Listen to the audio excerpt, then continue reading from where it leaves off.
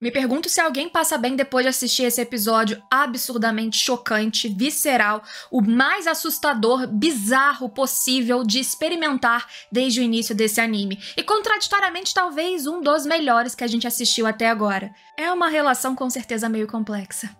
Olá, eu sou a Gabi Xavier e hoje vim falar mais uma vez a pedido de vocês que continuam querendo saber o que eu acho, o que eu penso, o que eu entendo de Made in Abyss, segunda temporada. Essa que continua a aventura, como eu sempre digo, se é que podemos chamar assim, a busca, pelo menos, dos personagens Reg, Riko principalmente, Nanate e agora vários outros que a gente acompanha na sexta camada. Recadinhos extras antes de começar. Primeiro, tem me ajudado muito, então quem puder de novo, me avisem como esse vídeo chegou até vocês, se foi notificação, página home, se foi inscrições, porque isso tem me ajudado na forma de produzir, inclusive, o conteúdo. Muito obrigada a quem responde. Segundo aviso, temos camisetas de animes e mangás em loja.com.br/Gabi-Xavier. Em breve teremos renovação de coleção, então já aproveita para adquirir a sua, que tem várias estampas muito legais por lá. E para quem quiser apoiar o canal e o meu trabalho, tem Clube dos Canais aqui no YouTube, e com algumas recompensas e conteúdos a mais e outros níveis de apoio, tem também aqui embaixo o link do Catarse, que inclusive em um dos níveis tem sorteio de camiseta, envio de outras coisinhas e, claro, apoia e ajuda muito este canal. A sexta camada e a segunda temporada mostrou pra gente não só a jornada que a gente já estava acompanhando desses três desde a primeira temporada e o filme,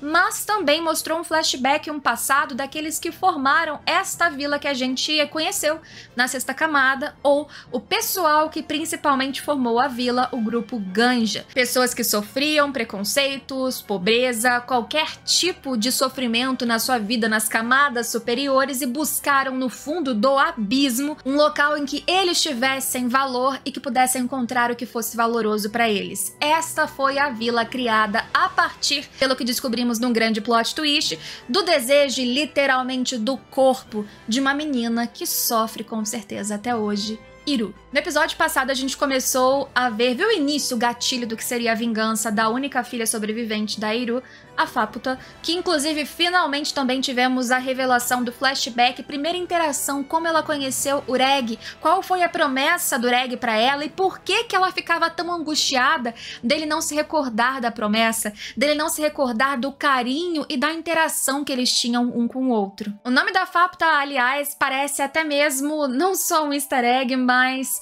uma grande piada e contradição em relação a como ela se mostra nesse episódio 10. O nome Faputa foi dado para ela a partir de significados que o Reg trouxe. Fau seria a filha preciosa ou princesa e Aputa seria um ser imortal, ou seja, a princesa imortal. Ela amou o nome e começou a utilizar Sussu no final das frases, porque, de acordo com o que o Gabu, que cuidava da Faputa, disse sobre a língua da sua mãe, Iru, Sussu no final das frases traria uma graciosidade para ela, que é a princesa. E por isso tudo que ela falava, tudo que ela fazia era para tentar ser graciosa, assim como o Reg, desde aquela época, na primeira interação com ela, já dizia, você como princesa tem que ser um pouquinho mais graciosa. De novo, temos aquelas cenas e interações que honestamente não precisavam existir em Made in Abyss, que ela entra na calça dele, coisas que durante muito tempo, inclusive na leitura especialmente de Made in Abyss, eu sempre interpretei como uma curiosidade juvenil, uma coisa que nunca ultrapassa os limites de fato, mas fica naquela camada que dá um estranhamento pra gente, especialmente nós, adultos, e fica uma sensação de que talvez o autor tivesse alguma intenção que não deveria ter. Passadas essas ressalvas, aliás, pra quem pergunta por que você comenta de algo que tem coisas que te incomodam, é porque faz parte. Eventualmente a gente gosta de algumas histórias e isso não nos impede, ou não deveria nos impedir, de observar mais criticamente alguns fatores dentro dela. Enfim, eu gostei muito da forma que foi dirigido esse episódio e ficou muito mais dramático e importante do que foi, na minha opinião, na experiência da leitura. Inclusive, como sempre, tem link aqui embaixo pra vocês, se vocês quiserem comprar os mangás que são lançados aqui no Brasil pela editora New Pop. Os volumes estão disponíveis na Amazon, várias vezes eles estão com 30, 20, 15% de desconto, e há um link de associado aqui na descrição, então comprando e lendo por aqui, é claro que vocês me ajudam sempre um pouquinho. Nas páginas, nós não tínhamos a trilha sonora que nesse episódio especialmente foi extremamente bem utilizada. Ela foi emocionante quando precisou, dramática quando tinha que ser, adicionada e utilizada apenas e pontualmente quando ela era necessária, e por isso as cenas ficaram muito mais pesadas. A progressão de emoção, que realmente é um mergulho no abismo, é uma contradição, são vários conflitos sentimentais sem dúvida, enquanto nós vamos juntos com esses personagens em todas essas coisas que acontecem, e a trilha colaborou imensamente nesse episódio, pontualmente e muito bem utilizada, somado àquilo que eu já comentei em outros episódios e que aqui foi de novo muito bem utilizado, que não é só a trilha, é a mixagem de som, são os efeitos sonoros que fizeram a gente sentir a carne sendo rasgada, o sangue jorrando, a tripa pulando, tudo aquilo que a gente viu da carnificina e violência da Faputa não foi só visualmente pesado, foi sonoramente e num conjunto muito difícil da gente digerir e assistir. E a violência e toda a vingança foi muito bem editada e casada, misturada com o presente, com o Reg acordando, feliz ali, aliviado de que Riko estava bem, também intercalando com as imagens e a situação da própria Nanachi acordando, precisando se despedir pela segunda vez da Michi, que ali era um clone daquele que era o ser mais precioso para ela, que nesse episódio a gente instituiu e entendeu o termo Haku, inclusive, significando esse mesmo conceito, junto de flashbacks que foram importantes durante toda a luta bizarra e violenta da Faputa e do Reg que foi acontecendo durante todo o episódio. A edição fez com que o ritmo fosse frenético do início ao fim.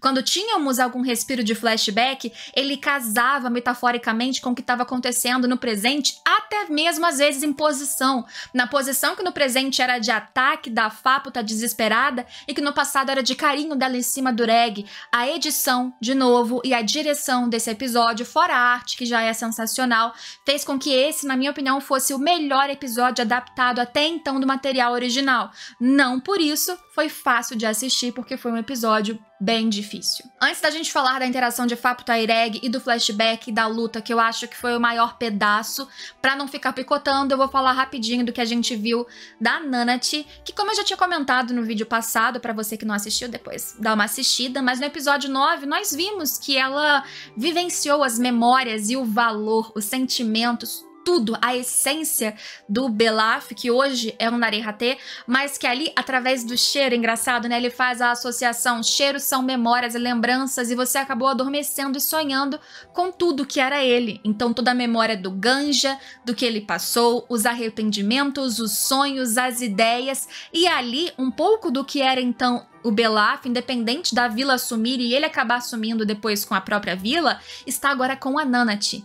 Portanto, também os seus próprios desejos. Ele sentiu uma interação, porém algo de melhor nessas crianças que são a Nanachi, o Reg e a Riko em relação ao que era ele e o grupo dele anos atrás. Tantos erros e tantos arrependimentos formavam esse Belaf, que depois se transformou e tentou se despir de tudo que ele tinha de doloroso como um Nare-Hate. E essa cena pra mim, dele com a Nanachi, não é só uma despedida, é também uma tentativa de redenção de novo, ao mesmo tempo em que ele não deixa que erros, arrependimentos e sentimentos passados sejam esquecidos. Eles continuam com essa existência que hoje é a Nanachi, que poderia ficar ali até quando fosse possível, mas em função de tudo que ela prometeu para a própria Michi, a original, a sua amiga, tudo que ela tinha de lembrança desse ser precioso, tudo que ela precisava fazer para não ter arrependimentos, ela precisava seguir. E por isso que a gente tem essa progressão de despedida tão emocionante, de novo, da Nanachi, eu diria que agora mais madura, despedindo-se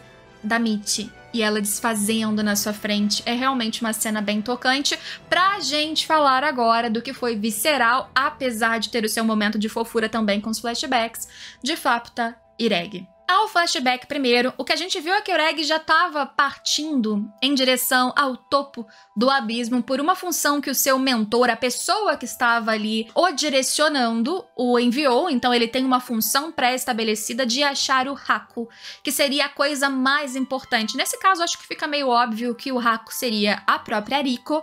Quem mandou, porque esses objetivos ainda precisam ser explicados no anime. É claro que eu não vou dar qualquer spoiler, mas no seu encontro com a Faputa, Fáputa, que estava ali morrendo de medo de perder o seu único companheiro e guardião, já que ela não conseguia voltar, entrar dentro da sua mãe e daquela vila para vingança. Ela mesma utiliza um conceito que eu já tinha soltado em vídeos passados, que é: um filho não pode voltar para o útero da sua mãe, e por isso que ela não consegue voltar e entrar então dentro da vila e passar por essa membrana que seria a entrada do útero. E quando o Ureg aparece, eles não conseguem se comunicar normalmente porque o Ureg falava outra língua. A Fáputa, com muita facilidade, vai aprendendo a mecânica para se comunicar com ele e aos poucos eles vão se apegando. A Fáputa, naquele momento, ela parecia até mesmo para o Ureg a princesa preciosa, delicada. Ela tinha essa graciosidade, apesar de uma curiosidade, uma carência imensa, e os dois se apegam. Existe um convite até no momento em que eles vão se despedir, que ele fala: olha, eu preciso ir, mas eu vou voltar e vamos fazer uma promessa, porque a Fáputa, ela em palavras simples, ela joga pro Ureg: ai, quando você voltar, a gente pode ficar juntos e crianças, meio que dá a entender que ela queria construir uma família com ele. Ele, é claro, não promete exatamente isso, mas ele promete que quando voltasse, eles dariam as mãos e continuariam juntos em aventuras.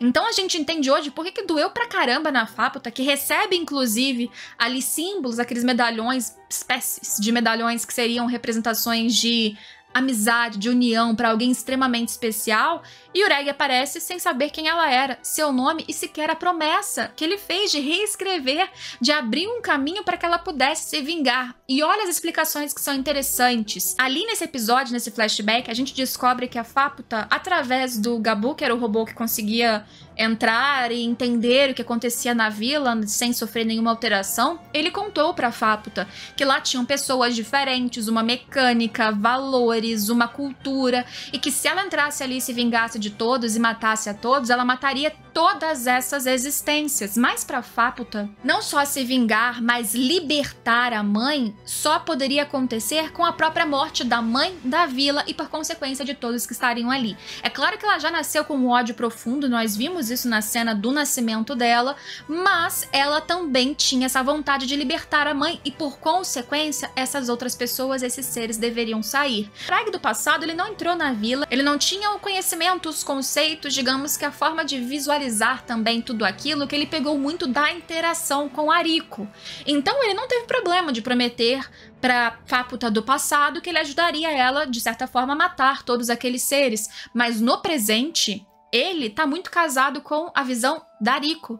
Olha, a Fáputa tá apagando todos esses valores, ou seja, todos esses desejos, esses sonhos, essas vidas. Pensando de forma crua, nós vimos o quanto essa menina Eru foi aproveitada. Nós vimos o quanto ela tinha dentro dos seus sonhos e desejos também muito sofrimento. Sofrimento esse que pelo útero passou para sua filha. Mas também temos outras pessoas que não eram do grupo Ganja. Há uma complexidade muito maior, como a própria Ariko consegue visualizar muito bem, para analisar cada uma dessas pessoas ou desses seres Narehate que estavam sendo dilacerados um a um. Carne rasgando. Quem tentava se defender ou não, não importava, era picotado, rasgado, e o olhar, a forma que eles construíram para Fáputa, principalmente na adaptação, foi para ser assustador, e foi assustador, e não foi pouco. E ela o tempo todo era reconstruída porque vinham essas coisas viscosas que são, de certa maneira, a existência, resquício ali dentro do útero da mãe, dos filhos que não foram, aqueles que nasceram e logo foram, inclusive, consumidos por outras pessoas, e eles reconstroem qualquer ferimento que a Fáputa possa ter. E por isso que a luta mesmo com o Ureg é muito difícil. Ele não consegue produzir um ferimento fatal, ele não consegue pará-la, e ele tenta parar psicologicamente. A gente vai tendo a mecânica da luta, tem uns negócios bizarros da Fáputa atacando o Ureg por dentro, que eu também acho que tem uns enquadramentos esquisitíssimos feitos, mas, né, ressalvas feitas.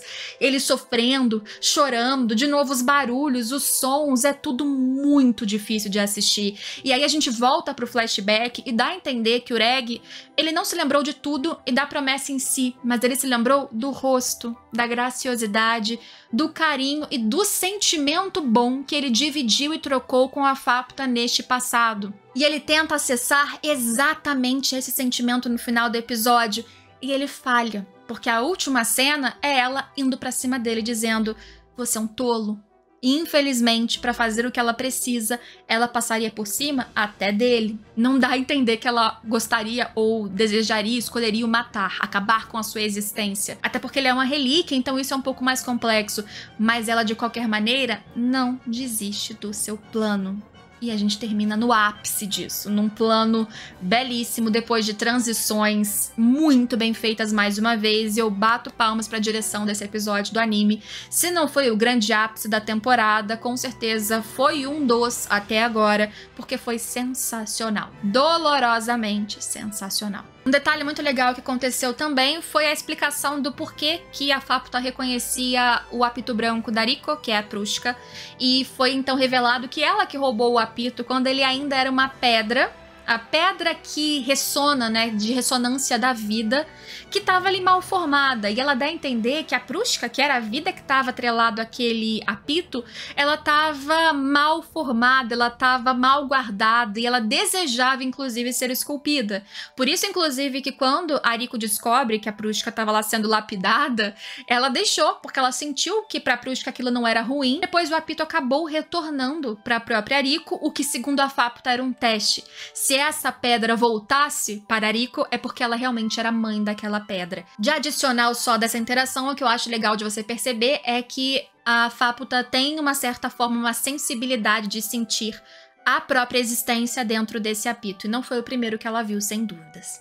Outro uso que eu não sei se ficou muito claro para as pessoas do apito da Prushka é porque quando a Riko ela apita, esse apito branco ele tem a capacidade de ativar relíquias, e por isso que ativa inclusive a relíquia adormecida e capacidades, o boost a mais do próprio Reg, que infelizmente não é o suficiente ou não é utilizado suficientemente por ele para dominar a Faputa, porque nessa hora ele tenta acessá-la sentimentalmente ao se recordar, como eu disse, de alguns sorrisos, sensações, o que não deu certo. E, em geral, foi isso que a gente teve nesse 10º episódio, que eu elogio satisfatoriamente, sofredoramente, mas eu quero saber a opinião de vocês sobre esse anime e sobre esse episódio até agora. E se vocês quiserem, como sempre, que eu retorne no próximo episódio, quarta-feira, principalmente, eu tô sempre esperando os pedidos de vocês, e como vocês vão pedindo, eu sempre volto, então não deixem de comentar aqui embaixo. Dito isso, espero vocês em todos os próximos vídeos de Made in Abyss ou de outros conteúdos aqui no canal. Domingo tem vídeo novo e tem conteúdos de séries, filmes e joguinhos saindo várias vezes durante a semana em Sala do Tempo, aqui no YouTube também.